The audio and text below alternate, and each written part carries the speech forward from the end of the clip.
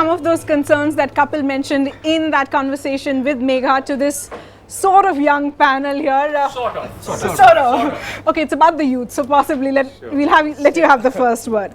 Is there sort of a disconnect between youth and popular political narrative? But I want to begin by asking you, are we making too much out of this youth, first-time voters, game changer? There's two levels to that question. One, no, you're not making a very big deal about this because it is a massive vote base. And in a country that has seen an extra 100 million voters register this year, I'm sure a lot of them skew very, very young. It's 120 million new voters.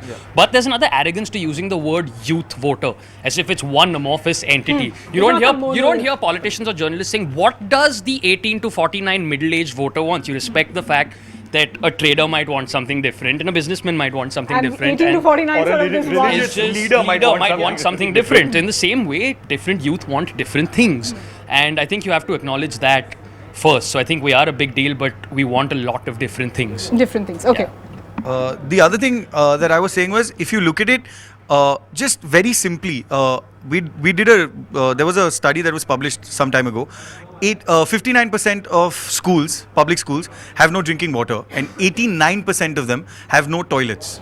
Now that's a youth issue. That's not a parental monitoring etc. issue. Sure, they've got other things to worry about, but that is, our sports infrastructure is a joke. I mean, we've spent more money on giving statues entire Maidans, than just actually building a Maidan that people can run on, or even sponsors. Like it's funny you should say that, because actual example, I read a newspaper report the other day that said that Shivaji Park, which is a very popular ground in Mumbai, it said that its beautification budget, 80% of it went into creating a memorial for Babasaheb Thackeray. And there's no money left to do anything else with that Maidan that is used by thousands of people every single day. I'm going to pick out 2 points from what you both said, that yes, youth is a big deal, but youth's not sort of this monolith. A youth in Muzaffarnagar is going to want very, very different things from a youth in Mumbai. That's what I just want to say, because right now I would like to acknowledge the fact that we're very privileged.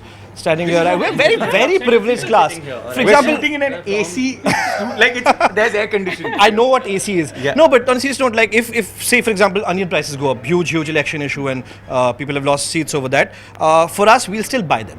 You know, I will still put petrol in my car. So it's a very first world.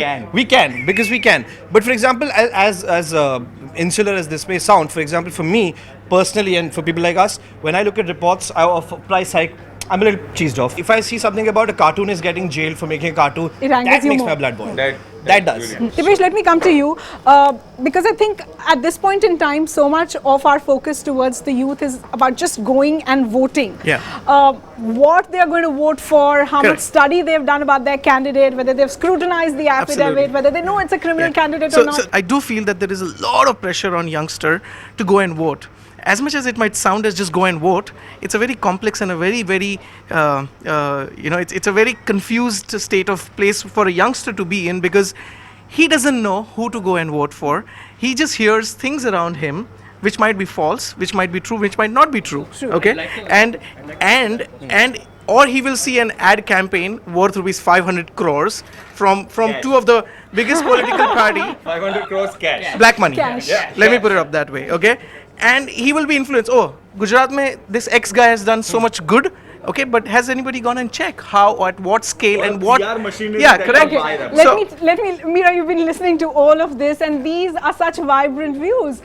But the sad part that I see is so little of our political manifestos actually reflect this. The youth was so angry about criminalizing of gay sex, adult consensual gay sex, but most popular mainstream political parties refuse to even mention that in their manifesto. So I would be very valid when I said that there is a disconnect. And I think you're right. I mean, I think the real issue is what you're talking about is, first of all, people are not listening to what you're saying. I think that's something which is common amongst young people everywhere. And the second thing is, what you're talking about is freedom. It's a freedom to have your own beliefs. It's a freedom to write what you want. It's a freedom to think what you want. And actually, that's under great attack in our country. And I agree with you. I'm sorry that this is not in the manifesto of all political parties. Because really, at the core of it, that's what we fought for in our independence struggle. You need to be able to have the freedom of speech, of thought, of belief, whatever that might be. And that is really under attack in our country. You know, I've covered a few elections, and I think it's possibly the one election where I think talking politics is It's a pretty cool thing. Yeah. It's I think exciting because of the people involved. I think, The personalities involved, I think, make it so interesting. There's a Rahul Gandhi, there's a Narendra Modi, there's a Kejriwal. There's so much happening, and there's such different personalities, which is why, I mean, as writers, comedians, observers, etc., it's great for us as well. And I think for the general public also, the way the campaigns have been managed or mismanaged in certain cases, that is very entertaining. It is, especially for young people. Oh, yeah.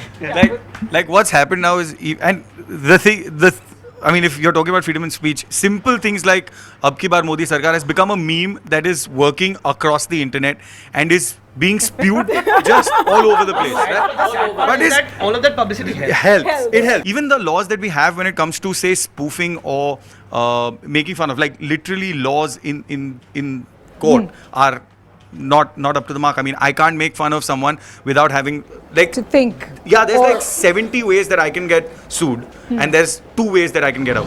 I'm going to bring you straight to this question.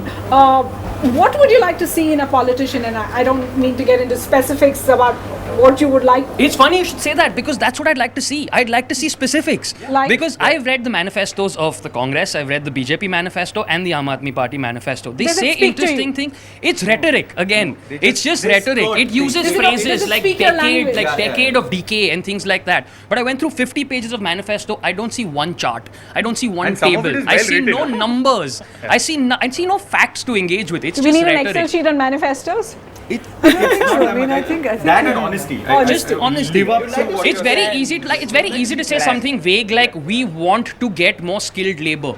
How? Tell me how. You know, How? it's very easy to make. I can walk in here and say right now, tomorrow I will change the world, and then go home. But if I don't tell you how, But I would like to say something, because I feel that manifesto is such a thing that for a political party to write down everything, it'll be practically impossible. It'll become like a 300 pages book. However, I feel that for me, what matters is that particular political party's the DNA, their basics. Okay, is that political party based on violence? No. Is that political party based on non-violence? Yes, for sure. Are they talking about honesty? Yes. Are they talking about doing scams and just protecting their own thing and probably giving them tickets? No. So the No intent criminal of candidate. the No intent criminal of a candidate. political Yeah. party, and clearly, I think Meera, you'll have to sort of give it that no political party has come out all out. Even the Aam Admi Party has not come out all out with detailed, skeletal, micromanaged structures. And I don't mean to say put up a 500-page list, but the intent. I mean, I'll be quite candid with you. Who really reads the manifestos? I'm impressed that you've read it. 28 pages. Exactly. So 28 pages, 45 pages. Let So me tell you manifestos what- don't matter. No, Then well, why I mean- bring them out? Well, I think you have to, because people do want to know what your intent is.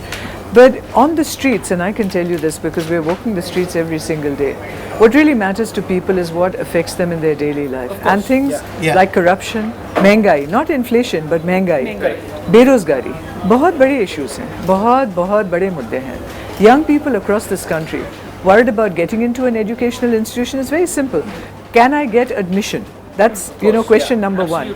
And the second is, can I have gainful employment? For me, it's more important, and I think for an average Indian, is more important is better roads, medical facilities, education, and if those basic things are sorted, even right now, you go to the rural Maharashtra, access to education is such a pain. There is no medical facility in like 2 villages, 3 villages. Average person has to travel like 26 kilometers for snake bite. Like, if we fix those, I think those are very important, crucial issues. Then we can talk about a lot of other things. Okay. Final word. I think if you look at it, it is a tipping point. That was one of the points. It is an absolute tipping point because of just the amount of youth that is available. It's always a band-aid solution every 5 years. It's always a band-aid solution. I mean, whether it's even if you look at farmers, I mean, agriculture in this country has now become a joke. It's really a joke. Like organic farming, I mean, what is that really? I need to who eats stop an you here orange because that I'm tastes listening like- to you guys, and I'm really saying you people are completely divorced from reality.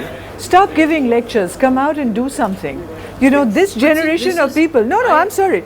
You people need to take some responsibility. I agree This is your country too. Absolutely, I agree Okay? completely. We So do. get out there and do something. I agree Don't completely. expect these people, who are you No, placing not your at all. faith in? Not at all. You are the leaders of this country. I get that, but it's just Okay. when it comes to interacting with the Boss, political no, class. but no how- such thing. You are interacting No with such the thing. political No No, such it is. thing. No, we are doing our own thing, but the cynicism isn't our fault. It is somebody else's, and till we see change, Are you there's going to no be point cynical in till being you see change? Yeah, I think just to add Yeah. one No, I no, will one be. second. Are you going to be cynical till you change? I will. You will be. I will You have be. to. Will you There's no engage? other option. Will you engage with the political framework, with the political try. class? Will you vote? Yes. Will you study before you Invariably. vote? Will you Always. figure out? Always. Okay, gentlemen, I'm going to shut this mic here, but thanks very much. And I think there are clear strains of disconnect, but I think there are clear strains of connect as well, which is possibly the positive note that we can. Thanks very much, Meera, for coming. Thank you.